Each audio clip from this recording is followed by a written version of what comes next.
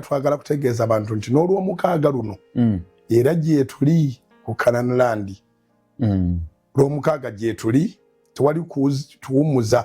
okuva mu muliro teba ssala ya kusaaga operation va mu muliro tebaamu kulira kisinga era Bayibuli tegamba nti Shadrach, Meshach n'Abednego bali mu muliro ne babalengera nga batudde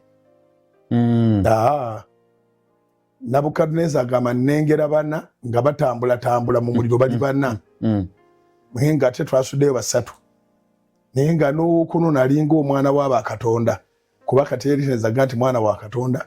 kyali tekiwulikikangako nti Katonda alina omwana naye ate yo mu balubaale mu misambwa mu mizimu baali bamanyi nti emizimu gimultiplyinga so Nabukadneza ng'omusamize yaga nti owookuna alinga omwana w'Abakatonda naye nga waliwo activity twali kutula muliro va mu muliro sikuzikiza sikutuula sikugayaala kintu otekwa kikwatisa maanyi paka nga kigamba nedda gwe nkusesemye